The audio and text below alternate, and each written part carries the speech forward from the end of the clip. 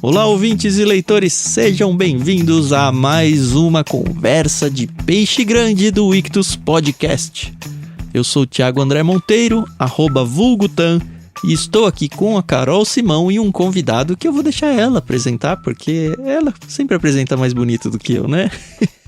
Ai. Oi, pessoal, tudo bem? Aqui é a Carol Simão, @somentecarol lá no Twitter. E hoje a gente vai conversar com um pastor, professor, produtor musical, cantor e compositor, pai, e aí acho que os adjetivos são infinitos, nosso querido Guilherme Andrade. Acho que vocês vão conhecer ele mais do Projeto Sola. E eu vou deixar que mais tarde ele se presente aí com todos os detalhes.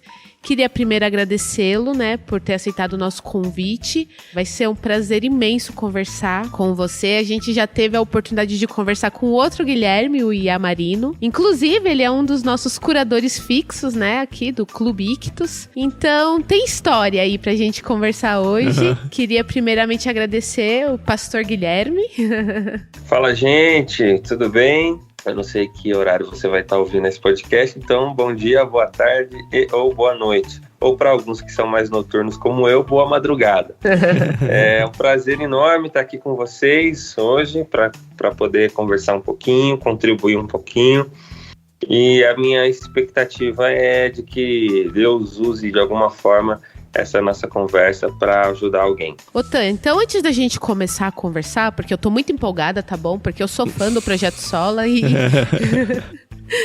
e eu queria muito conversar sobre várias coisas, mas antes disso, vamos explicar a brincadeira do dicionário pro pessoal? Você que é ouvinte de longa data aí já conhece a nossa brincadeira aqui do dicionário, que nada mais é do que uma brincadeira mesmo. Aliás, além da brincadeira, né, cada palavra dita aqui, ela serve como código de cupom de desconto para você conseguir 10% de desconto na primeira mensalidade em qualquer um dos planos do Clube Ictus, inclusive no plano Peixe Grande, que vai ser o plano que vai mandar um dos livros que o Guilherme vai indicar pra gente aqui neste episódio, tá bom? Se você tá ouvindo no mês de lançamento do episódio, o próximo kit, o kit do mês que vem, ou seja, para recebê-lo você tem que assinar dentro desse mês, vai ser um dos livros indicados pelo Guilherme. Mas como que funciona a brincadeira? Cada um de nós escolheu aqui já com antecedência uma palavra mais difícil do vocabulário, e cada um de nós vai ser desafiado e ter que usar essa palavra dentro do episódio no seu significado normal. A gente já fez um sorteio aqui e, pela moedinha mágica aqui, eu vou desafiar a Carol com a palavra esgar. Beleza, tá bom, esgar. Essa vai ser meu desafio de hoje. Eu fiquei responsável, então, em desafiar o Guilherme com a palavra ébia. Ébia tem acento, mas só pra lembrar, em código de cupom de desconto não se usa nenhum acento não, tá? Sua vez, Guilherme, você vai me desafiar com o quê? Eu vou te desafiar com uma palavra que eu já utilizei algumas vezes e aí o pessoal brinca muito, zoa muito que eu uso essa palavra. Porque ela tem uma fonética feia, mas ela é uma palavra importante dentro de alguns contextos. A palavra é nauseabundo. Nauseabundo, que beleza. Palavra de baixo calão aqui. Exatamente. A gente é agressivo. Bom, eu espero que nenhum de nós esqueça de falar a sua palavra ao longo do episódio, porque senão no fim tem que pagar um trava-língua lá e paga um micão. Essa parte, se acontecer, não é editada. Então toda complicação que a pessoa passar aí pra falar o seu trava-língua vai ser narrada na íntegra. É um escárnio público, é isso mesmo.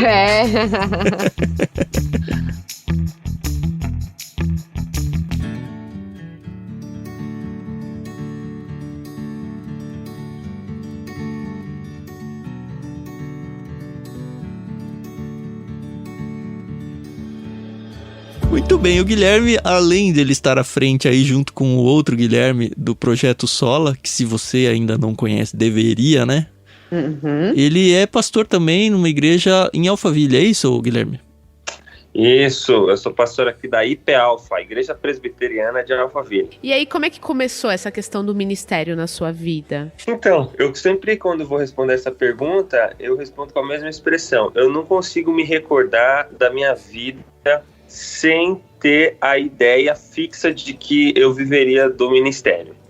Que legal. Então não existiu um tempo na minha vida onde eu não concebia essa ideia. Nunca pensei em ser outra coisa a não ser alguém inserido no ministério. Sou filho de missionários, plantadores de igreja, e quando você está plantando uma igreja, diferente de uma igreja já ratificada, já consolidada, aquela família, a família pastoral tem que fazer praticamente todas as atividades.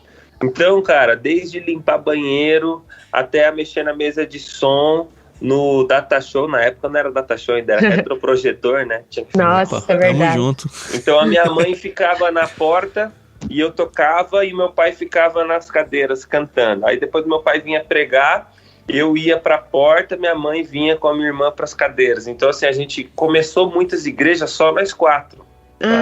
Que legal. Então eu aprendi a fazer todas as atividades de uma igreja, assim. E aí quando a igreja tava ganhando contornos, assim, ela vinha crescendo, aí a gente saía dessas cidades e ia para outra, para próxima, para plantar novas igrejas. Então meu pai foi um plantador de igrejas, assim, de muito sucesso.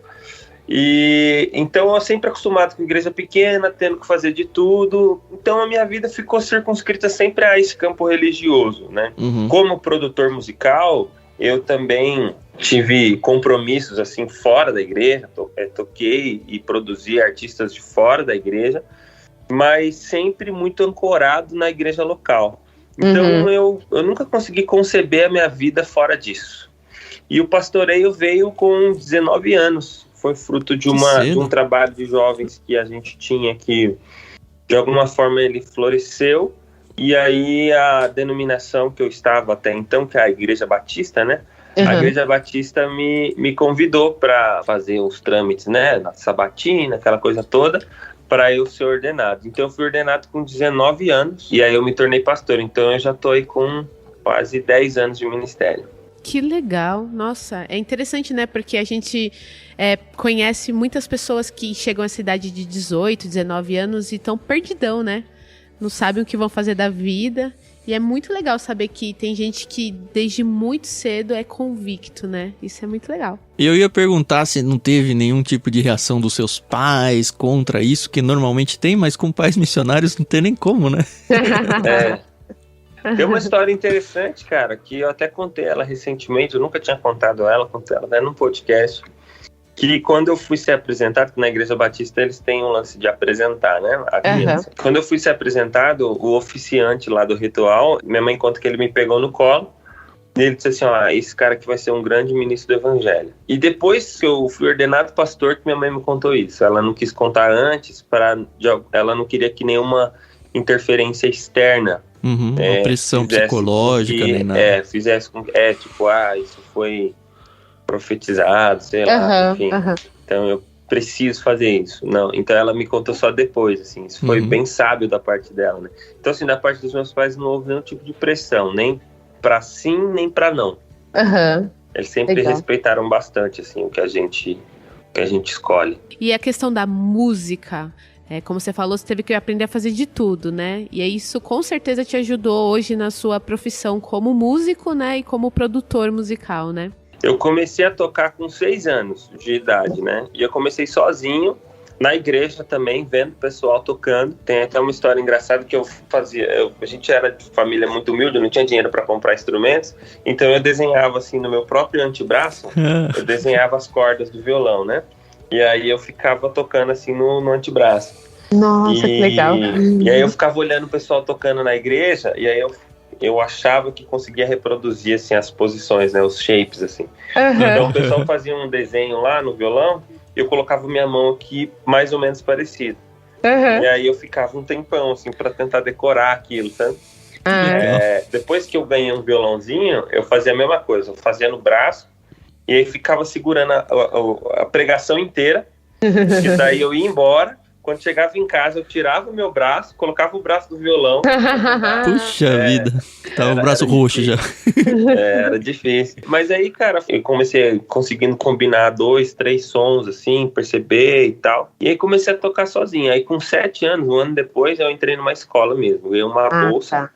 E aí depois, com 9 anos, esse mesmo professor me indicou uma faculdade que tinha um programa para crianças. E aí tinha que fazer um teste lá, super difícil, mas aí Deus agraciou que eu consegui passar. E aí eu entrei na faculdade, na ULM. Sempre violão. Universidade Livre de Música. Violão. Nessa escola eu estudava guitarra. Na ULM, eu estudei violão. É engraçado, né? Porque como a gente plantou igrejas em diversos contextos, em Minas Gerais, na Bahia e diversas cidades, acaba que você vai criando uma cultura musical muito eclética, né? Uhum. Então, cara, a igreja é o maior celeiro, assim, musical.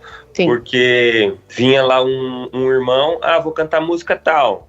E aí ele começava a cantar num tom, assim, enfim, próprio, né? Sim. E aí você acompanhava. Aí no outro dia vinha outra pessoa cantar a mesma música com outro arranjo, em outro tom, e você tinha que ir atrás, né? Tudo muito de improviso, assim, na época. Então, acaba que você, por ser colocado assim no fogo, tá praticando sempre, você acaba ganhando uma expertise, né? E mudando para muitas cidades, conhecendo muitos músicos, assim, acabou que a gente teve influência de vários estilos musicais, de várias linguagens musicais, o que ajudou, assim, na composição da minha mente musical. E você terminou os estudos com quantos anos? Então, o violão eu não terminei, mas eu estudei uns 2 ou 3 anos, no máximo, e daí meu pai foi enviado para uma outra cidade, lá em Minas Gerais, uma cidadezinha de 8 mil habitantes. Então, aí não teve como a gente continuar. Foi até engraçada essa história, porque o professor, o cara que me dava aula, era um cara, assim, aclamado dentro do violão, erudito e tal. E ele prospectava, assim, né, que eu iria me tornar um grande violonista erudito. Então ele já queria que eu tocasse na Orquestra Municipal de São Paulo, aquela coisa toda e tal. Que legal. Ele tinha muita expectativa, assim, né, em relação a mim. E hoje você toca folk pra decepção dele, não? É, pra decepção dele, né? Se ele vê uma palheta na frente dele, cara, ele morre. Eu tô brincando porque eu fiz violão clássico criança também. Tive um professor muito bom, ia nessas casas, nessas câmaras, né, que as cidades têm pra... Enfim, por pouco tempo na minha vida isso fez parte, né? Mais como ouvinte, porque eu nunca fui um grande tocador de violão. Mas eu lembro desse... É quase ranço, né? Que eles têm com palheta, com acorde até. Eles não gostam de acorde. Eles têm que ter uma partitura, né? Não pode ser uma tablatura. Isso é um sacrilégio. Uhum. Sim, então, verdade. Se eles veem uma tablatura, uma cifra, qualquer coisa, eles ficam nauseabundos na hora, assim. É absurdo. Ai, cara, não caia nessa ébia, viu?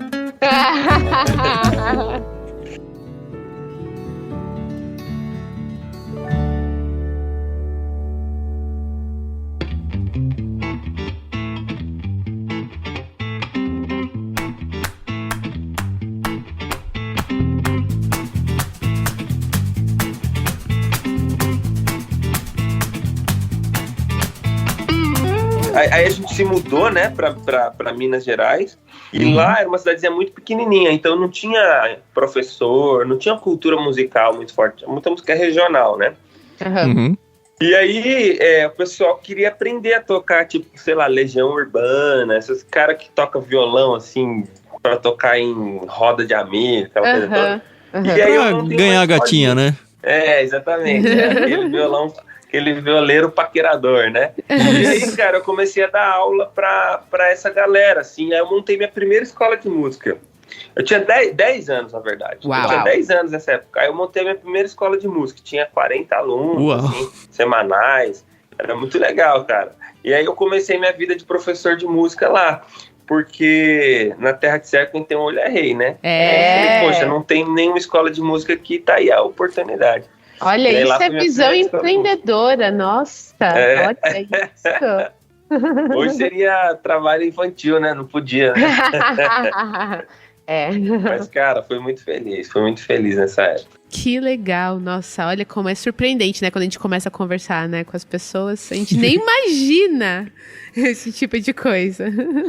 Você conheceu o outro Guilherme na mesma igreja aqui? Porque eu vi que você foi bem viajado, né? Aliás, antes de entrar no assunto Projeto Sola aí, você morou em quantos lugares, assim, você lembra? Ou pelo menos quantos estados diferentes? Muitos lugares, cara. Eu não recordo de cabeça agora. Eu sei que meu pai uma vez fez uma conta, assim, meio rápida, meio por cima, e a gente tinha se mudado mais de 20 vezes, assim, em 25 anos, alguma coisa. Uau! Aí eu, como criança, odiaria isso. Eu não sei se você achava legal, mas você não cria raízes em escola, você não cria círculo de amizade. Cara, eu estudei em, não sei de cabeça também, mas deve ter estudado em mais de 6 escolas, 7 escolas. A maioria delas eu fiquei 1 ano, 2 no máximo. Então você tá criando vínculos e aí você tem que mudar de escola. E quando você muda de escola, toda aquela coisa, né? E o sul de Minas ali, principalmente, ele é muito tradicionalista, assim, né? Dentro do catolicismo romano. Então, rola um preconceito enorme, assim, com cristãos ainda, protestantes. É bem difícil, assim. Você tá com que idade hoje? Cara, hoje eu tô com 28, quase 29. Ah, você é novinho ainda.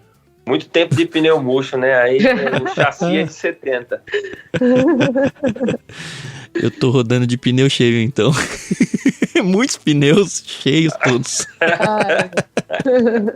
Mas Erlatan, você ia perguntar pra ele do Yamarino? Não, eu queria saber que hora que surgiu a Marino na sua vida. Eu não sei nem se o Projeto Sola começou com você, com ele, ou os dois juntos que vislumbraram a coisa. Como é que surgiu? Ou se de repente você teve uma grande experiência com outras bandas antes de embarcar nessa? Cara, é o seguinte, eu tive várias bandas na minha vida, assim, desde adolescente que eu tenho esse lance de montar banda. Monta banda, chama um e chama outro. Então eu sempre tive banda, velho. Sempre tive banda. Eu tinha uma banda junto com o Lucas Branco, que é do Sola hoje também, que é baixista, e o irmão dele, Marcos Paiva, chamava Gabi. E essa banda, e eu tava postando tudo nessa banda, assim, sabe? Tipo, cara, vai rolar e tal, e gravando música, tem um disco gravado. Tava rolando, assim, sabe? A gente tava começando a ter uma maior projeção. E aí a gente foi tocar num festival de rock em Guaratinguetá. Nesse festival, quem começou tocando no festival foi o Gui Yamarino. Ele tinha terminado de gravar um disco também, que acho que ele nem lançou, com a galera lá de Campinas. Era um disco, tipo, carreira solo dele, sabe? Era Guilherme Yamarino. Você não conhecia ele ainda? Aí ele tocou lá, e depois a gente tocou também, e aí nesse festival que nós nos conhecemos. E aí, cara, trocando ideia e conversando, enfim. Depois, na época era no Facebook ainda, assim, tipo no Messenger do Facebook. Ele falou assim, poxa, a gente podia gravar algo juntos. Ah, vamos ver, vamos aí e tal. E aí, depois de algumas conversas, a gente fez um Skype um dia, ele falou assim, eu tenho uma música aqui que eu não vou conseguir gravar ela na minha carreira solo, porque os temas das canções do Yama não eram temas religiosos, assim, sabe? Então, ele falou assim, só que essa música aqui, cara, é muito pra igreja, assim, então eu não vou gravar ela. O que você acha? Aí ele me mostrou, Redenção. Aí eu falei assim, cara, que música boa, hein? Aí eu falei assim, eu tenho uma também que eu fiz com a minha esposa, já tem uns 2 anos. E eu também não vou gravar ela, porque minha outra banda era de rock, né? Fazia sentido. Era Isaías 53, que eu tinha com a minha esposa. São as minhas 2 músicas favoritas. Eu conheci o Projeto Sola através do pastor Felipe Niel. E quando falou do folk, essa questão toda, eu falei, nossa, meu... E todo mundo faz um esgar, né? Porque folk não é nem assim um estilo muito brasileiro e tal. Mas eu sempre gostei de música folk. E aí, quando eu ouvi Isaías 53, foi a primeira que eu ouvi, eu falei, nossa, fantástico. E aí, em seguida, eu fui pra Redenção, O Homem Litúrgico, nossa... acompanhei tudo. Então, de verdade, eu sou muito fã. É um trabalho muito bom. Na verdade, assim, eu acho que fã não é nem bem a palavra, né? Eu acompanho muito o trabalho de vocês. Grupo, olha isso. Mas, assim, é um ministério muito, muito abençoador, né? Então, eu espero de verdade que vocês continuem aí por anos a fio, porque é coisa boa, muito boa. Uai, obrigado, só. Bom demais. E aí, cara, a gente se conheceu e aí, que ponto que eu tava da história? Dele ter me mostrado Redenção e eu ter mostrado Isaías 53. Eu falei, cara, essa música aqui eu não vou gravar porque, com a minha banda, porque a minha banda é de rock, não sei o que, não faz sentido e tal. Eu já tinha até Colossenses 1 nessa época, feito com outro amigo. Mas que não tá nem no primeiro disco do Sola, eu acho. Enfim, tinha várias músicas que a gente fazia pra igreja, mas para as nossas igrejas locais. Não tinha intenção de gravar. Aí ele veio pra minha casa pra gente gravar essas músicas. Falou, vamos gravar e tal. Aí a gente começou a gravar, mas sem pretensão de ter carreira, de ter nada. A gente queria gravar só pra registrar o arranjo e e poder, tipo assim, vai tocar ela no culto de domingo, lá na igreja dele, né? Ele era de uma igreja aqui em Valinhos. Aí ele dá pro pessoal da banda, né? Pra mostrar como que queria que tocasse e tal. Não tinha intenção de ter uma carreira, nada. E aí um grande amigo, que é o Lucas Freitas, ele foi um entusiasta, assim, do solo. Ele falou assim, não, cara, essas músicas são muito legais, a gente tem que... Mano, vamos lançar.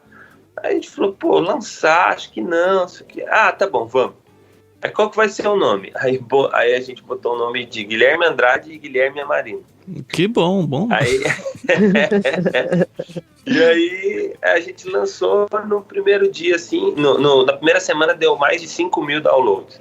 Uau. Aí a gente falou assim, tem alguma coisa aqui, parece que o pessoal gostou mesmo. Aí fomos fazer uma página no Facebook, aí qual que vai ser o nome? Aí, Guilherme Andrade, Guilherme Amarino, mas aí ficava muito grande, acho que não dava pra ler na versão mobile, assim, enfim. Não sei por qual razão, falei, não, precisa de outro nome. Aí na hora, assim, no afã do momento, falei, e se a gente colocasse Sola? Aí todo mundo riu, que ridículo, nada a ver, não sei o que e tal. Este que vos fala teve a pior ideia possível. Porque daí não dava Sola, porque já tinha lá no Facebook, já tinha, né, esse nome. Aí eu falei, coloca então Projeto Sola. Aí colocou e deu. Aí o que acontece? O nome do disco é Sola Volume 1. Então, o nome deste projeto musical era o Sola Volume 1, por isso o projeto Sola. Não era o nome da banda, né? Não, a banda era Guilherme e Guilherme. Projeto Sola, Projeto Sola, Projeto Sola. Às vezes eu tô assim, quando você tá aqui no mercado, chegar um cara e falar assim, você é o Projeto Sola? Cara, eu sou o Guilherme Andrade, CPF 12253241652. Mas também atendo por Projeto Sola. Legal. E aí, cara, ficou esse nome, assim, é um nome feio, eu não gosto muito não, mas fazer o quê? Pegou igual apelido, cara. Agora não dá, apelido. Meu. Quanto mais você não gosta, mais exatamente. Eu acho, falando aqui na cara, pra não falar nas costas, né? Eu acho estranho Projeto, um nome de banda. Mas é o que é, né? É uma banda, é um projeto. Não, então, gera essa confusão. Cara, nas igrejas mais entusiasmadas, assim, que os caras falam assim, com vocês, Ministério... Banda Projeto Sola. Ministério Projeto Sola. Banda Projeto Sola. Nossa, a gente brinca que é um projeto que a gente tá tentando tirar do papel. Não, mas é legal, porque gera história, né? Exato, e assim, se Paralamas do Sucesso funcionou, certo, né? Não, Biquíni Cavadão acho que é pior. É baixo.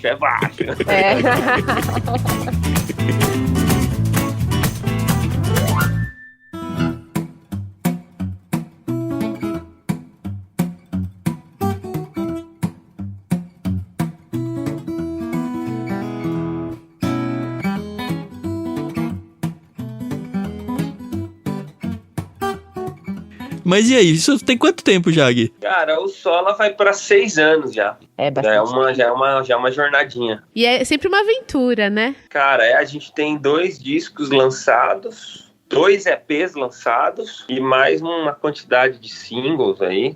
Não, 3 EPs lançados, né? O Advento, esse último agora, que é o Glorificar Cristo e Edificar a Igreja. Sim. E a gente tem o volume 1, 3 EPs. 2 discos, né? Que é o 500 e o Homem Litúrgico. Homem Litúrgico, E uma quantidade de singles. É muita coisa, cara, para 6 anos, 5, 6 anos. A produção é toda de vocês, não? A produção musical é toda minha. Arranjo, essas coisas, né? No começo, cara, eu fazia o arranjo, produzia, dirigia a gravação, depois eu mesmo editava, mixava e a gente masterizava fora do Brasil. Mas tem algumas gravações do Sola que eu mixei e masterizei também. Foi tipo, nossa, do início ao fim. Parte de capa, parte visual, divulgação, é totalmente nossa. A gente congrega todos os adjetivos do que é ser independente. De fato, assim, do comer, desde a composição da música até ela chegar no teu fone de ouvido aí, é a gente que faz tudo. Assim. Sensacional. Inclusive o documentário também foi independente? Aí o que acontece? Por conta disso, a gente montou uma produtora, que é o Escritura Scriptura Records. É minha, o Yama também tá, e tem um outro parceiro. Uhum. E aí, o filme já é uma produção do Scriptura Records. Não, que acaba sendo vocês de qualquer jeito, né? Isso que eu disse. Só que daí a gente faz mais um trabalho de direção e produção mais macro, assim, né? Agora, ultimamente, a gente já conseguiu chegar num ponto que a gente não precisa ficar colocando a mão na massa em absolutamente tudo, assim. Muito legal. Que antes a gente fazia tudo, tipo, vai ligar uma iluminação para um vídeo. A gente ia lá e ligava a iluminação, apertava botão e chave de fenda, sabe? Fazia absolutamente tudo. Mas é legal que vai aprendendo, né, também. Isso tudo é know-how, né? Parece a gente aqui no Ictus, cara. 3 hertz de disco, 4 escoliose, não é normal, é coisa boa. Isso chama vida só. Como que é viver de música no Brasil? Ainda mais agora, assim, vocês como independentes, e se a gente for voltar, talvez a geração anterior, eu ainda peguei um pouco disso, mas eu era criança, então, enfim, não estava em época de trabalho, mas a gente via, assim, a banda para vingar, ela tem que aparecer na rádio, ela tem que ter uma gravadora por trás, e se você for independente, o sucesso é você ser contratado por uma grande gravadora. Só que a internet mudou, pelo menos eu acho que mudou isso, né? Primeiro assim, porque as gravadoras, não sei se são mais tão relevantes hoje em dia. O formato de distribuição hoje é outro, não existe mais MTV, rádio, eu nem sei como é que tá o esquema com jabá, esse tipo de coisa. Hoje você consegue você mesmo gravar alguma coisa e subir no Spotify, sei lá. Como é que é viver? Eu acho que vocês não viveram essa transição, né? Mas como que é viver de música? Cara, a gente viveu a transição da mídia física para o digital, né? Mas a gente não pegou, assim, aquela época lá atrás que as gravadoras que ditavam o cardápio musical do país, assim, sabe? Cara, viver de música é difícil no Brasil como qualquer outro empreendimento, assim, sabe? O pessoal tem muito essa mística do músico, do artista, como aquele cara, aquele xamã, assim, sabe? Que fica olhando pro alto, esperando uma inspiração e tal, o bicho grilo, né? Que quer viver da arte na praia, aquela coisa toda, né? Eu tenho uma visão um pouco diferente, acho que o músico é um cara normal, assim. Ele precisa ser um cara normal. A despeito dele ter sensibilidades para algumas coisas, assim, ser mais sensível para algumas coisas, mas, cara, ele precisa pagar boleto dia 5, entendeu?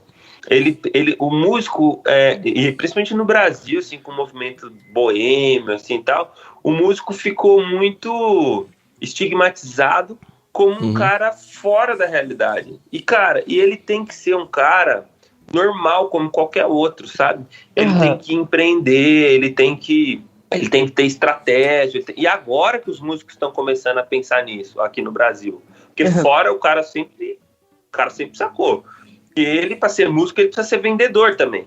E o produto é ele mesmo. Então, antes os músicos aqui no Brasil tinham muito esse lance de good vibes, sabe? Sim. E, cara, eu nunca pensei assim. Eu sempre pensei, cara, o músico, o engenheiro, o arquiteto, o frentista, mano, todo mundo tá oferecendo um serviço, entendeu? E eu preciso oferecer ele da melhor forma possível, com as melhores condições, com os melhores recursos e com as melhores entregas, entende? Então, eu não acho que seja difícil viver de música no Brasil. Eu acho difícil músicos preguiçosos viverem de música no Brasil, entendeu? Cara, vê quantos músicos aí o cara tem a empresa dele certinho, nem que seja um mês, sabe? Paga todo mês direitinho, esteja assegurado, dá nota fiscal. Cara, vê quantos assim estão certinho, assim. Cara, a maioria é tipo, eu quero cachê em dinheiro depois do show. O cara chega atrasado, como eu cheguei atrasado aqui pro nosso papo hoje. Não, tive boa justificativa. Mas geralmente música é muito desorganizado, sabe? E aí, cara, sofre mesmo. Mesmo. Você vê, hoje é interessante esse movimento. Tem músicos que não são nem muito bons, quer dizer, são bons, mas tem outros muito melhores. Mas esses que não são tão bons assim, eles conseguem pegar todos os trampos, todas as gigs, assim, por conta do comprometimento, por conta da organização, sabe? O cara entende que aquilo ali é o trabalho dele.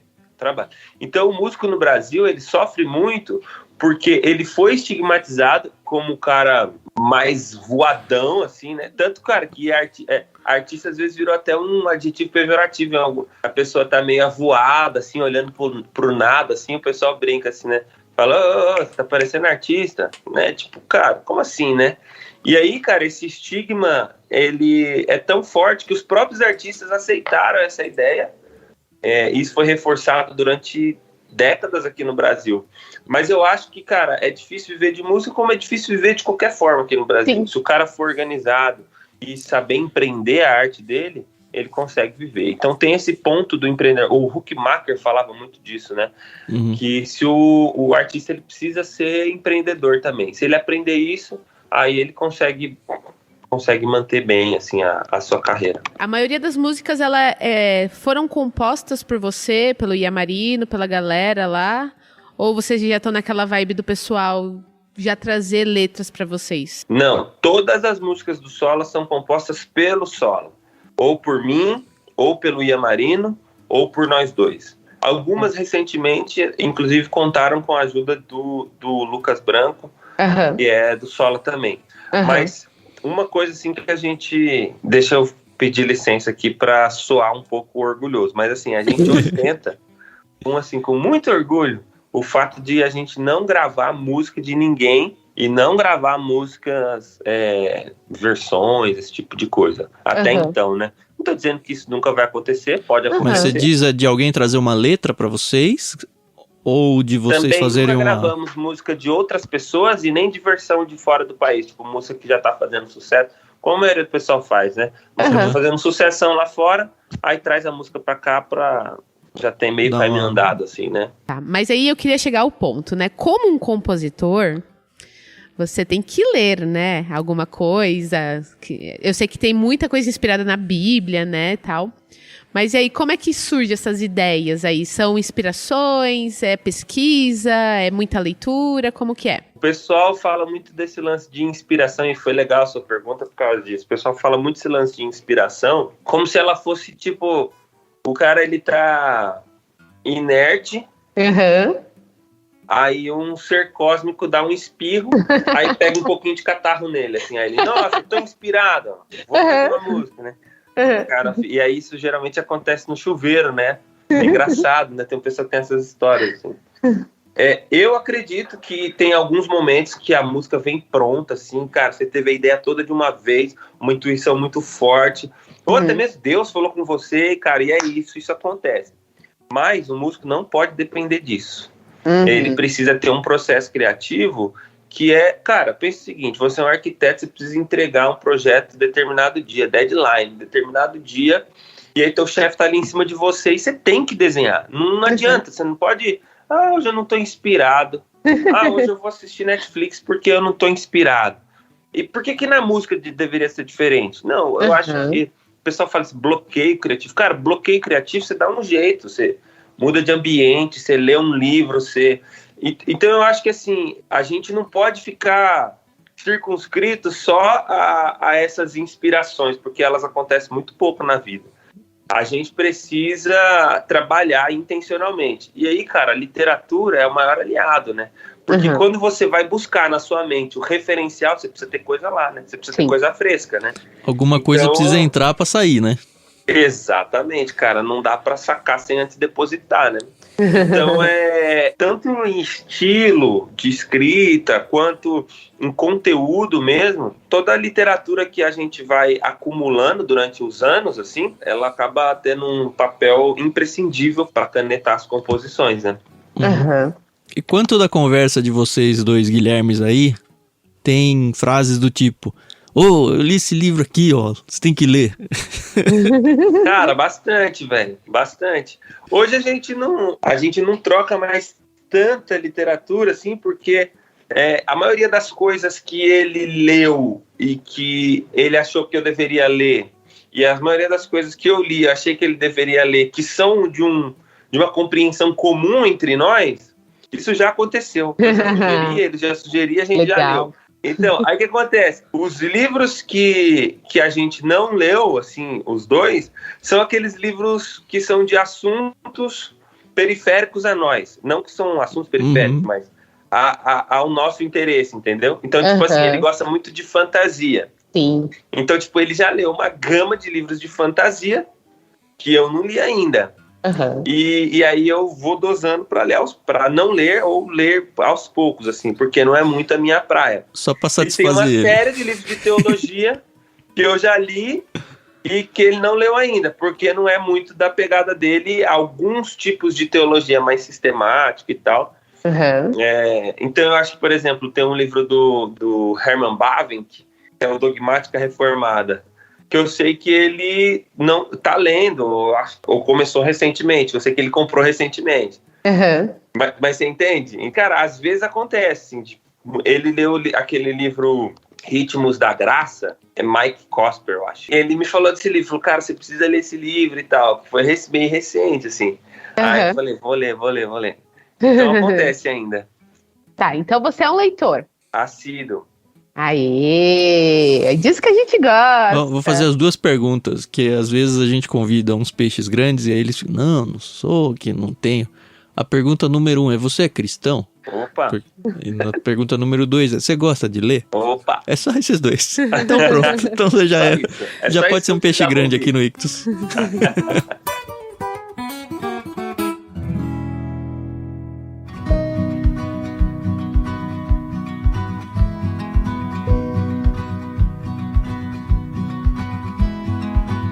Como é que surgiu essa, não sei, paixão ou esse hábito de ler? Cara, surgiu do meu pai, assim, ele é um sujeito que ele não teve, assim, grandes oportunidades de formação acadêmica, mas ele sempre teve uma paixão muito grande, assim, pela erudição e por pregação, então ele sempre leu bastante, sabe? Então eu cresci vendo ele ler, assim, sabe? A gente ia dormir e ele tava lendo, assim, sabe? Então todos os dias à noite, invariavelmente, ele estava lendo. Tá preparando estudo, preparando sermão e tal. Então, surgiu daí. Eu, desde criança, assim, que eu tenho esse lance com leitura, sabe? Tanto de leitura de ficção e quando era criança eu gostava muito. E até livros de teologia que eu li bem cedo. E aí eu não parei mais, né? Aí, depois disso, só fui me afundando nas drogas mais pesadas. E são essas drogas mais pesadas que a gente tá em busca. São essas drogas que vocês veiculam por aí, né? Exatamente. Viciando o povo também, né? Tem um seriado, acho que na Netflix, né? Que é como vender drogas online, né? Alguma coisa assim, e rápido. Eu não sei, velho. Eu não sei dessas coisas, não. Não, a gente faz isso, né? As drogas literárias aqui.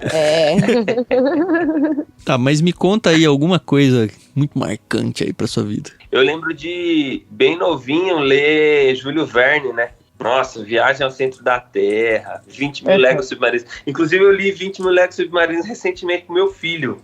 Ai, que legal. Cara, ele adorou, assim, o título. Ele tem 5 anos e a gente leu 20 mil léguas submarinas. Que legal.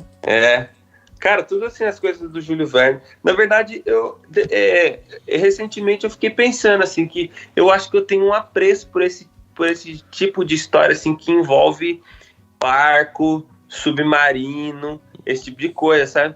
Porque, cara, tipo Robinson Crusoe, essas coisas todas eram uns livros que eu lia quando era criança, assim. Então, cara, eu lembro, assim, até hoje, assim, da sensação de pegar, assim, um livro e ler quando era criança, assim, e tal. Nossa, a Ilha do Tesouro, tinha muita coisa boa que a gente lia. Mas, cara, sabe um livro que me impactou muito, assim, eu já era maior, assim, eu não sei se vocês já leram O Conhecimento de Deus, do Packer. Do Packer, sensacional esse livro. Cara, esse livro é muito bom, cara. Muito, muito bom. Eu acho que ele tá esgotado, sabia? Eu falei uma vez com a editora, eu não lembro quem era o dono da editora. Falei, pô, vocês tinham que lançar isso de novo, né? Eu li ele no seminário, mas eu acho que tá entre os 5 melhores livros que eu li no seminário, com certeza. Sério? É fantástico. Então, cara, esse livro é bom pra caramba, cara. É da cultura cristã, né? A editora. Eu não me lembro, tem que olhar depois. Eu acho que é da cultura cristã, pelo menos pelo que eu me lembro, assim, de cabeça, acho que a edição que eu tenho é da cultura cristã. A cultura cristã é parceira nossa, né? Quem sabe? Quem sabe, senhor ouvinte? Quem sabe? Vamos orar. Amém. Mas, cara, esse livro é incrível, cara. Eu acho que, assim, todo mundo tinha que ler esse livro, O Conhecimento de Deus. Vocês leram Você é Aquilo que Ama? Indicado pelo Guilherme Amarino. Ah, é? mesmo, né? Estamos aí fazendo a diferença, hein? É. Quando Bom ele foi nosso Peixe Grande, ele indicou Você é Aquilo que Você Ama e O que é uma Família, da Edith Schaefer. Ah, Edith Schaefer, da esposa do Schaefer. Nossa, cara, que é um fantástico. livrão também. Muito bom. Aham. Muito, muito bom mesmo. É que o Yama tá recém-casado, esposa grávida. É. Cara, ele tá nessa pegada aí. Você já tem quantos filhos, Guilherme? Eu tenho 2, cara. 2. Quer ver que vai ser o nome dos meus filhos ou alguma coisa circular? Como chama o nome dos seus filhos? Tito e Joaquim. Ó, nada a ver, que bom. É impressionante, assim. Eu me chamo Thiago, André, eu tenho o Lucas e o Daniel. Aí sempre que a gente vai entrevistar alguém, tem na família da pessoa um dos 4 nomes. É impressionante. Legal. Que legal, cara. Tito é o primeiro Tito que eu conheço, cara. Que legal. Tito, cara. Tito. É porque a gente queria colocar um nome bíblico, né? Aham. Timóteo Só já que, tem cara, muito, né? é tudo tipo, ou é Mateus, Marcos, Lucas, João e Paulo, né? Sim. Ou sim. então é tipo Nabucodonosor, Melquisedeque. Negueb. Nossa. Lucas André é problema, hein, velho? Agora, aí o que acontece? Aí a gente falou... Aí eu falei pra minha esposa assim, pô, queria te botar de Tito, o que você acha? Aí primeiro ela escrotizou, né? Falou assim, não, nome feio do caramba. Aí ela falou assim, não, que Tito, nada a ver. Tito, Tito, pô, vou chamar ele de Tito. Se bem que Tito. Falando assim, Tito é bom, né? Eu acho que é Tito. Pode ser Tito. Eu tentei Que ver se legal. colava um Abner nesse, mas não colou pra Renata, não. Não rolou? Não, eu gosto da sonoridade. Mas o problema do Abner é que ele é sempre o primeiro da chamada, né? Cara, não pode chegar atrasado, cara. Boa. Cara, eu sempre fui, tipo assim, 12, 13 na chamada, né? E sempre da escola pública. Teve uma escola que eu fui estudar, brother, que era tão longe, velho, que era tão, assim, tão cheia, que eu era, tipo, 33, assim, e eu era, Nossa. tipo, letra G, assim, né? Tipo, penitenciária. Passei por isso também. E Carol, eu sempre fui 6, 7, mas teve época que fui 12, 13, letra C, né? Então é bastante mesmo. É bastante. Eu tava sempre na casa dos 40. 44, 43. E era engraçado, né? Porque o meu é Thiago com H, então todos os Thiagos com H na lista vem antes dos Thiagos sem H. Thiago... é verdade, porque TH, é isso mesmo. E aí tem o Thiago André, então começa com A. Então, é impressionante. Minha classe sempre teve um monte de Thiago. Uns 5, assim, sempre, pelo menos. As professoras que iam fazer chamada, né? João, Carlos, Pedro, na ordem lá. E chegava no Thiago, ela não falava o nome inteiro de todo mundo. Era Thiago. E eu sempre ficava sossegado porque era o primeiro, né? Sempre. Mas aí eu lembro dos Thiagos do fundo que sempre tinha que ficar atento, não só se ele veio pra ver a ordem dele, quanto se o anterior não veio, porque ele tinha que falar, faltou antes de falar presente, né? Mas não é uma besteira da vida. Mas e o que mais que aí te marcou durante a sua vida? Cara, você sabe que um livro que foi paradigmático, assim, pra mim, foi Cristianismo Puro e Simples. A gente acabou de mandar C.S. ele. Lewis. C.S. Cara, Lewis esse livro do C.S. Lewis foi tipo assim... É tão legal, né, quando isso acontece, né? Você pega um livro e você fala, gente, eu entendi o que o autor disse. É muito bom, é muito legal mesmo.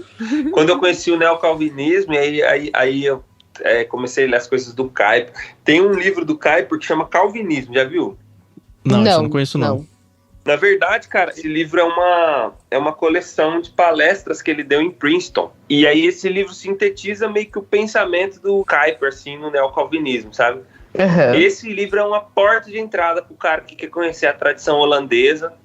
E aí, deixa eu fazer aqui um parênteses, assim, para dizer, cara, para mim, a tradição holandesa é a tradição que conseguiu o ajuste mais fino, assim, o melhor ajuste entre fé cristã e práticas ordinárias, assim, sabe? E vida comum.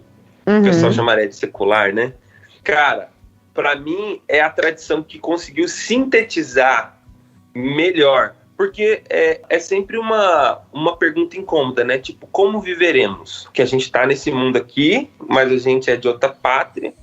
Uhum. E aí, aparentemente, há um dualismo, assim, há uma superioridade das práticas que são espirituais, né? Cara, quando eu tô orando, quando eu tô jejuando, quando eu tô na igreja, eu tô em contato com o que é eterno.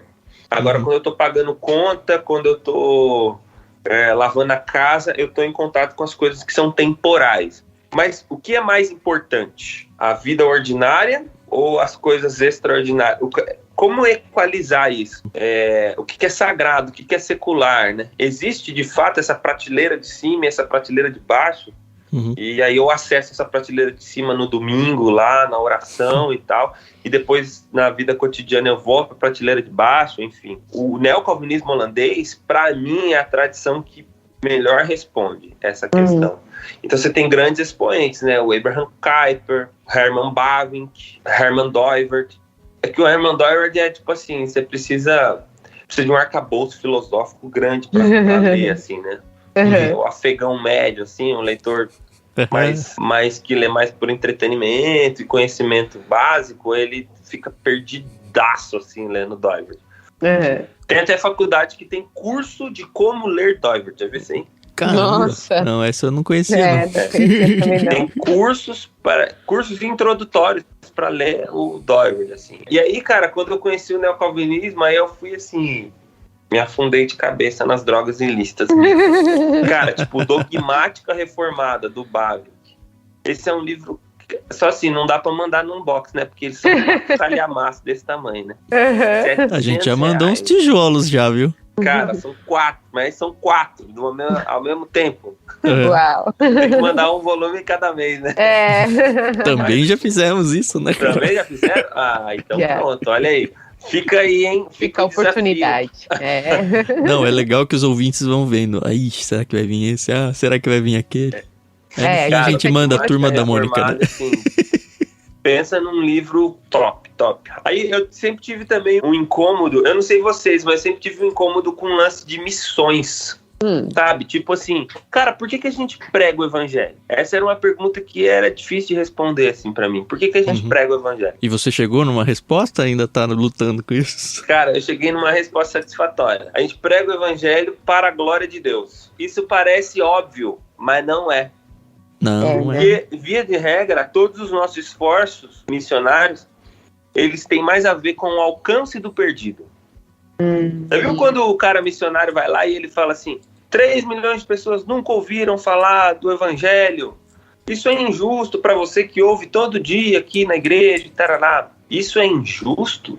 Mas se a gente for pensar em todos os povos e todas as etnias que já se desfizeram e nunca ouviram falar, isso foi injusto de alguma forma? Então, cada indivíduo que morreu sem ouvir, ele não conta naquela história de pregar o evangelho até os confins da terra? Então, quando o pessoal fala assim, vamos chegar com o evangelho até os confins da terra, o que significa isso? Você alcançou o último homem, tá? E todos aqueles que morreram antes, eles não estão incluídos no número de todos os homens? Então, para mim, parece-me, e as doxologias de Apocalipse deixam isso mais claro ainda, para mim parece que há um interesse em salvar o perdido, mas há um interesse maior em o desejado das nações ser proclamado em toda a extensão da terra. Tem mais a ver com a glória de Deus. Deus clama por adoração, Deus anseia, Deus cobiça, Deus ambiciona, num bom sentido, a adoração de todos os povos. E é para isso que nós pregamos. Aí tem um livro do Piper, né, que ajudou muito assim, a chegar a essa conclusão, que é Alegrem-se os Povos. Já leram esse livro? Não, isso eu nunca li. Cara, Alegrem-se os Povos, que é a supremacia de Deus nas missões. Cara, pensa num livro bom. É um tormento fazer essas entrevistas com peixe grande, porque é que eu sempre falo pra Carol, né? A gente tem muito pouco tempo de vida pra muito livro que chega na estante. É muito tempo, é pouco tempo pra muito livro, né? Mas eu não desisto de ficar indo atrás, não. Não, a vida de leitor é sempre uma frustração, né, velho? Pra cada um que sai, chega a 3. Muito mais que 3, muito mais. Tem uma frase do Schopenhauer, né? Que é: a vida é um pêndulo entre o desespero e a frustração. Primeiro você se desespera para conseguir algo. Depois você se frustra por perceber que aquele objeto já não é mais o seu objeto de prazer. E aí você se desespera para conseguir o próximo objeto. É sempre assim, né? E, cara, a vida do leitor também é um pêndulo entre o desespero e a frustração. Você se desespera para ler um livro. E quando você termina, velho, aí você se desespera pro próximo. Mas eu acabei de terminar um, hoje mesmo. Hoje? Não, anteontem. Os Irmãos Karamazov, que pra quem acompanhou o Diário de Leitura foi assim, uma grande saga pra gente. E como é gostoso terminar um livro, viu? Não eu é gosto bom, demais. cara? Puxa, que delícia que é terminar. Não só pra aquele negócio de falar, terminei, mas eu não sei explicar a sensação que me dá, sabe? É quase algo espiritual quando o livro é bom, assim, que você fala, puxa... Transcendente, né? Quase que uma experiência transcendental, assim, né? Muito bom. Por isso que eu falo que são drogas mais pesadas. É verdade, se a gente for pensar nesse sentido, é isso mesmo, né? Você falou aí de livro de fantasia, né, mano? Vocês já leram a trilogia cósmica do Lewis? Já mandamos. Aliás, eu preciso ler o último. A gente já mandou ela inteira no clube. A gente já gravou os 2 primeiros volumes com o pessoal do podcastirmãos.com. Se você tem interesse, procura lá que você vai encontrar. Eu acho que tem no próprio site do Ictus também. E a gente tá na promessa de... Aquela Fortaleza Medonha. Isso, esse aí tá... A gente vai ler no começo de 2022 agora e deve gravar um literário lá também. Nossa. Mas tô ansioso por ele, eu gostei muito dos 2 primeiros. A Carol mais ou menos, né, Carol? Não me pegou, acho que é época de vida, né? Mas eu não descarto, não, eu gosto de insistir. Acontece. É. Agora, de teologia mesmo, cara, assim, o livro que é a base de tudo, do meu pensamento, é o Confissões de Agostinho. Esse vocês já leram, né? Já, esse sim, nossa. Esse livro foi aquele que explodiu a minha cabeça, porque nunca imaginei que eu ia ler Agostinho, que eu ia entender Agostinho e que eu ia curtir o que ele escreveu. Foi muito bom, muito legal mesmo. Cara, eu não sei explicar esse livro até hoje, mano. É um livro de filosofia, mas é um livro que tem um estilo muito poético. Uhum. Ele é tudo isso, ele é autobiográfico. Ele é pastoral. E tudo, né? Ele é testemunho, sabe? Tem hora que eu tô lendo, assim, que parece que eu tô vendo ele lá na frente. Sabe quando que os irmãos vão contar testemunho? Mas é isso, minha né? vida era isso. Cara, esse livro é tudo, velho. Tudo. Que, inclusive tem podcast dele também, né, Carol? Tem. Ah, tem? A gente já fez muita coisa, hein? A gente olha pra trás, a lista de livros é muito impressionante, Carol. Muito impressionante. E o Peregrino, vocês já leram? Já lemos e temos podcast também. Saiu uma nova publicação dele. Vocês viram a capa nova? Ele tem, na verdade, cruz os direitos na autorais é aberto, né?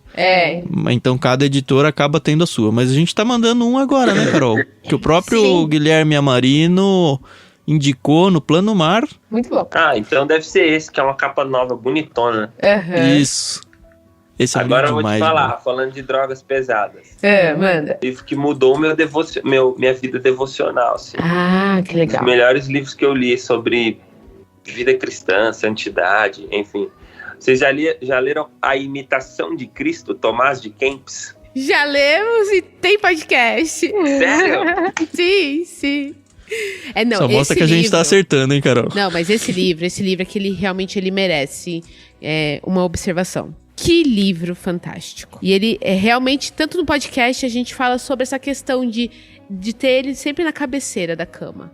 Porque é maravilhoso. Será que algum dia vai chegar uma entrevista de um peixe grande que ele só vai falar livro que a gente já gravou? Não, tá na hora de parar, será? Aí que a gente ainda Não, ele tá longe ainda, mas me fez pensar isso agora. Como os livros que a gente já mandou marcam de fato a vida das pessoas, né? Verdade. Mano, vocês estão no caminho certo, viu? Obrigada. Muito livro bom, muito livro bom. Nossa,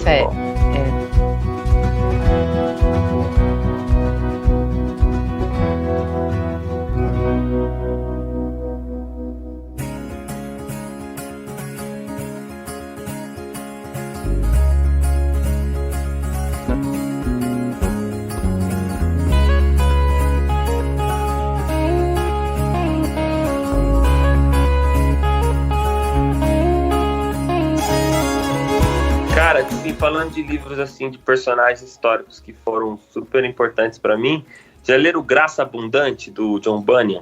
Não, esse não. Não. Eu acho que eu tenho ele em casa, numa edição bem antiga. Não. Graça Abundante é o principal dos pecadores. Uma biografia dele, assim. É o cara que escreveu O Peregrino, né? Uhum. Nossa, a história dele é muito, muito, muito. Eu não conheço muito dele como... Eu só sei que ele escreveu O Peregrino preso, né? Filha cega, né? Essa parte eu já não sei, mas... Aliás, a gente é muito devedor, eu acho, no clube como um todo, de biografias, viu? É porque eu não sou muito leitor de biografias e dificilmente as pessoas vêm indicar biografias pra gente. Mas eu sei que tem gente que ama e saiu uma biografia de não sei quem. Biografia, cara, é uma coisa que deixa você com sentimento dúbio também, porque você fica tipo, uau, que incrível isso! E aí no segundo seguinte você fica, cara, como eu sou um nada. Sabe? Pô, eu tenho 28, velho. A primeira versão de Institutas da Religião Cristã, o Calvino escreveu, ele tinha 28, velho. Eu não vou muito nessas, não. Eu já fui. Na época do seminário, eu ficava descobrindo esses grandes teólogos e eu via as coisas que eles faziam e principalmente Cara, você falou, né? A idade dele, eu falo, meu Deus, como que eu não fiz nada na minha vida ainda? É um misto, velho, de prazer e depressão. Assim. Não é fácil não. Vocês já leram um cara chamado Nathan Wilson? Eu ouvi o nome, nunca li nada dele, não. Ele é filho do Douglas Wilson, aquele autor famoso de... O Douglas, eu li um livro que a gente ganhou, acho que da editora Planeta. Foi um livro bom, não é um livro sensacional. Nunca li mais nada dele. O Douglas é famoso nessa área de aconselhamento, sabe? Sim. Tipo, família, hombridade e tal. Republicanaço, assim, muito louco. Mas esse do Nathan, você tem o quê? Cara, o Nathan, pra quem tem filho aí, tem um desenho na Netflix que chama Halo Ninja, na Netflix, pra criança. Ele escreveu, velho. Escreveu, que legal. O Nathan. E o Nathan, ele escreve ficção, assim, sabe? É um ensaísta de primeira qualidade. E ele tem 2 livros, cara, que eu acho impressionantes. Acho que todo mundo tinha que ler, assim, que é um deleite. Aquele livro pra você ler com o pé na areia, sabe? É que geralmente eu leio um livro de teologia bem pesado e aí depois eu leio um livro suave, assim, que eu chamo de Água com Açúcar. Não porque ele é ruim, mas é porque ele não exige muito. É pra descansar a mente. É um livro pra descansar, assim, um livro pra curtir mesmo. É um livro dele que chama Notas da Xícara Maluca. Oh, que legal. Nathan Wilson. Cara, esse é um livro que todo mundo ama, todo mundo que lê. E o outro que você falou que é dele? Que e são aí 2. ele lançou o 2º volume, cara, que é impressionante. Chama Morrer de Tanto Viver. Uau! Mas tem que ler o da Xícara Maluca primeiro ou não? Não necessariamente. Mas é legal ler os 2. Isso eu não conhecia. Cara, Já o me Morrer de interessou. Tanto Viver é impressionante, cara. E aí fica aí, pra quem tem filho, assista lá o Halo Ninja, Oi Ninja. É um desenho que o Nathan Eu tenho Wilson... 2 aqui, vou assistir com eles. É melhor que Peppa Pig, não? Legal pessoas cristãs... É legal pessoas cristãs, assim, atuando no mundo, assim... É muito bom. Isso é legal pra caramba. É verdade. E eu acho que mais legal ainda... Não mais legal, porque acho que tem espaço pra ambos, né? Mas eu acho muito bom, mais legal porque eu acho que falta... São cristãos trazendo sua ética e moral cristã, mas produzindo conteúdo secular. Eu acho isso muito necessário. Não fica tentando fazer, forçando aquelas... Proselitismo barato, né? Tipo pegadinha, né? No final tem uma cruz lá no negócio. Boa. Eu brinquei, antes que as pessoas me crucifiquem aqui, porque eu brinquei com a Peppa Pig, mas eu não gosto da personagem, né? E é engraçado porque o Daniel, de 4 anos, ele fala, eu não vou assistir a Peppa Pig. Qual que é a palavra que ele usa? Nauseabundo. Não. Mas ela é também, né? Mas é alguma coisa ruim, assim, sabe? Eu esqueci a palavra. Mas acho que não traz boas educações, assim, pros nossos filhos. Eu acho engraçado o desenho da birrenta. Peppa, tipo assim, ela é birrentona, né? Então. E o pai dela é um bananão, assim. Pois né? é. Então contribui pra essa deterioração da figura masculina. Aqui em casa não entra não, também não. Cara, e aí falando de cosmovisão, você falou de caras cristãos produzindo, enfim. Vocês já leram o do James Sayers? clássico. Não, nem conheço o autor esse. James Sire.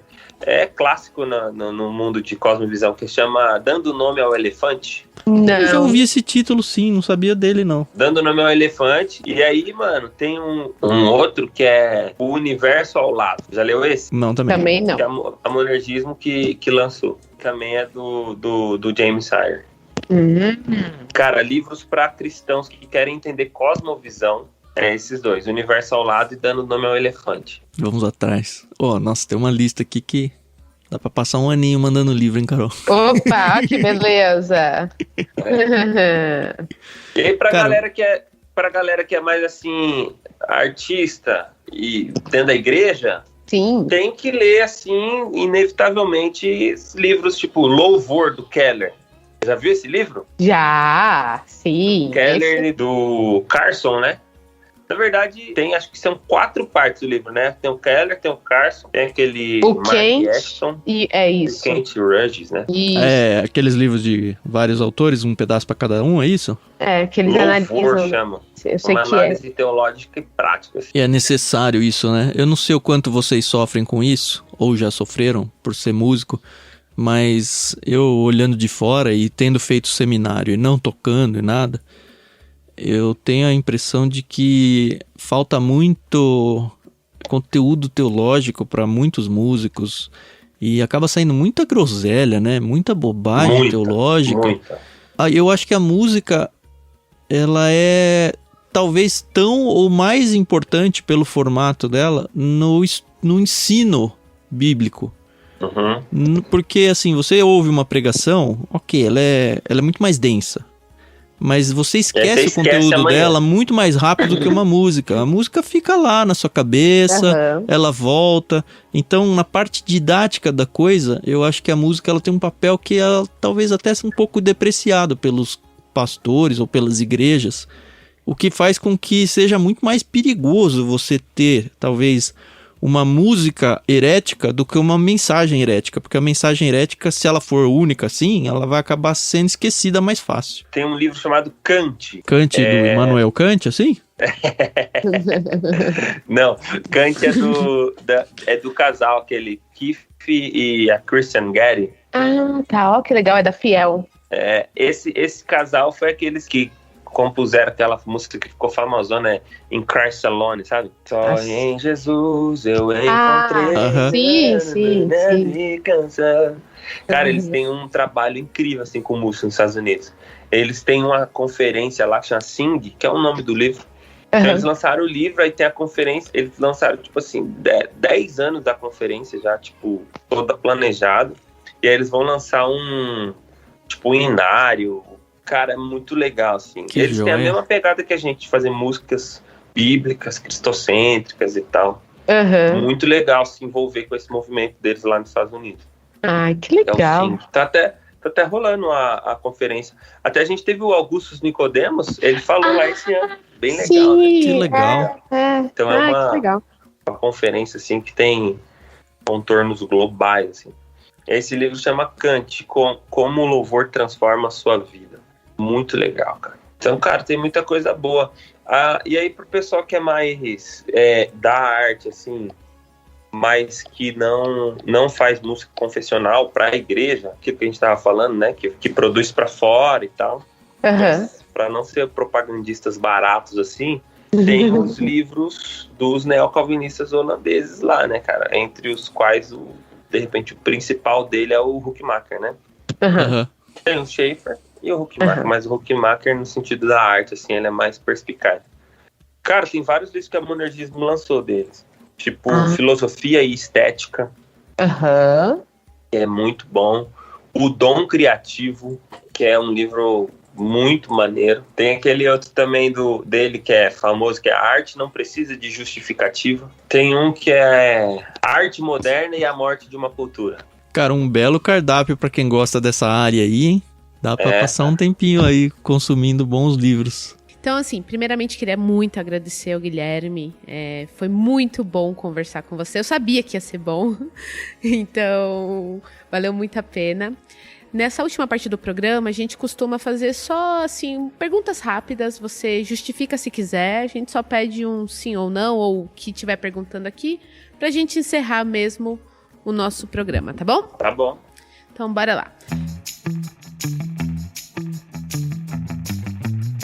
Prefere livro físico ou digital? Físico. Eu amo muito essa pergunta, porque tirando uma pessoa só, ninguém mais respondeu digital.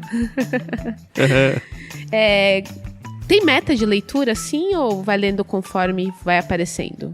Conforme vai aparecendo. E prefere ler um livro de cada vez ou vários livros ao mesmo tempo? Vários ao mesmo tempo. Já abandonou alguma leitura porque não curtiu ou vai até o final porque é Caxias? Já abandonei. E sente muito por isso ou não tava bom, azar? Não, sem neura nenhuma. Excelente. Pra mim é igual comida, é igual música, é igual filme. Não gostei, eu pulo. Tá ótimo, isso aí. E assim, eu queria muito saber com que olhos você olha essa questão da curadoria, principalmente de livros hoje no nosso país. Você olha assim com bons olhos? É perda de tempo? Como que é? Não, eu olho com bons olhos, porque eu acho que assim evita-se perder tempo com uma série de coisas e energia, assim, enfim, você não comete os mesmos erros que os outros cometeram. Então, eu, por exemplo, se eu tivesse na minha época, assim, de leitor mais assíduo ainda, alguém que pudesse me dizer, leia esse e esse livro, eu não teria perdido tanto tempo lendo livro ruim, tanto tempo tendo que pesquisar livro e tanto tempo tendo que fazer determinadas coisas. Eu saberia qual livro eu tenho que fazer fechamento, qual livro eu não preciso, qual livro, enfim, o que cada livro vai me ensinar, sabe? Eu já teria uma leitura direcionada.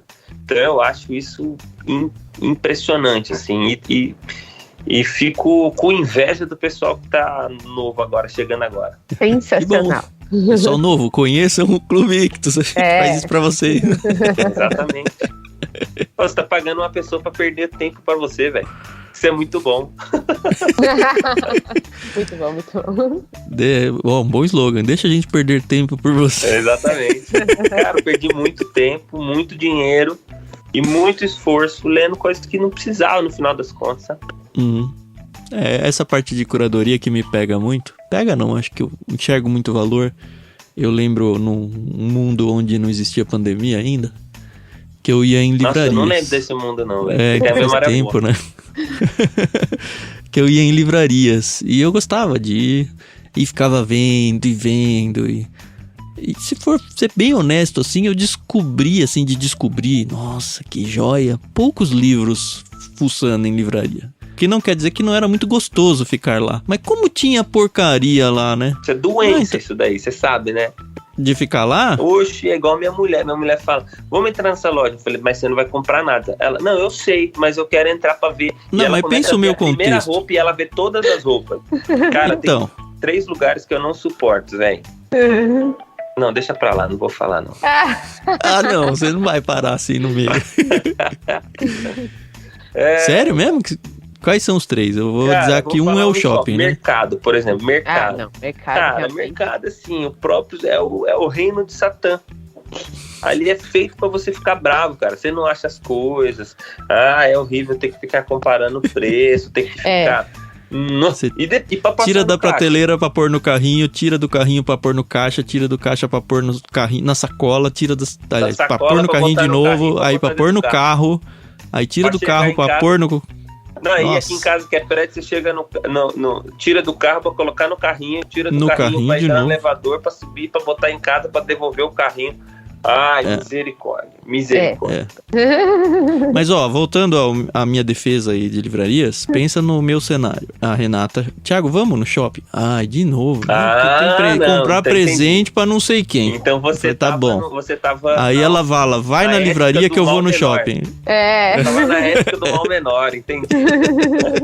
Aí eu fico lá 1 hora, 2 horas na livraria e ela ficou 1 hora, 2 horas no resto do shopping. Não. Então assim eu te perdoo.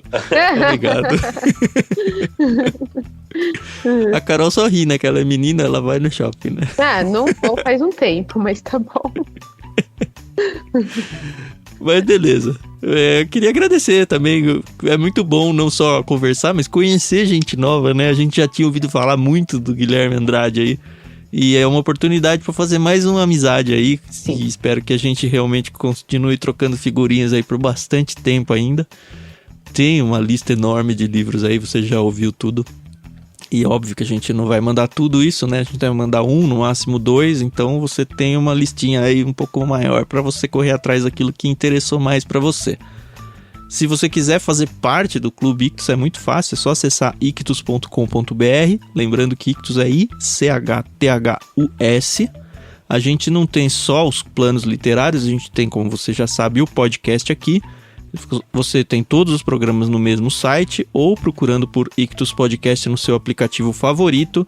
A gente tem um outro projeto que está num feed à parte, se você usa aplicativos de podcast, que é o Leitura Bíblica Comentada. Procura exatamente por esse nome, Leitura Bíblica Comentada, onde a gente tem um episódio para cada capítulo da Bíblia. A gente está mais ou menos na metade do Gênesis ainda, é um projeto para a vida toda aí, mas é um convite para você realmente conhecer as escrituras a fundo e de uma maneira bem descontraída, bem despojada, bater um papo mesmo sobre cada capítulo. Fica o convite para você conhecer e acompanhar esse podcast também. Você pode fazer parte do clube, isso com certeza vai ajudar a gente financeiramente em todo o projeto, tanto do clube quanto do podcast, mas também pode ser mantenedor. Tem aí na descrição do programa todas as formas de você participar financeiramente desse projeto, e eu queria dizer que isso é muito importante, praticamente vital, para que a gente realmente continue produzindo com qualidade, tá bom? E finalmente fica o convite para você entrar no nosso canal lá no Telegram. Basta ter o aplicativo instalado e acessar t.me/Clube Ictus. Por lá a gente conversa sobre os podcasts, sobre os livros que a gente está lendo junto, a gente organiza leituras coletivas por ali também. E sorteia livros para quem está lá. Cada 100 inscritos novos a gente faz sorteio de livros. Então, no pior cenário, você pode ganhar um livro aí, né? Quem sabe? Obrigada, Gui? Muito bom conversar com você. Foi um prazer imenso. E que Deus continue abençoando sua vida, sua família, seu ministério, o Projeto Sola e o que mais aí tiver debaixo da vontade dele. Isso, amém. O Ministério, Banda, Projeto Sola. Eu só vou falar isso agora. Bom demais, Obrigado. gente. Deus abençoe vocês. Obrigado pelo convite. Foi muito especial passar esse tempo juntos aqui. E vida longa ao Clube Ictus.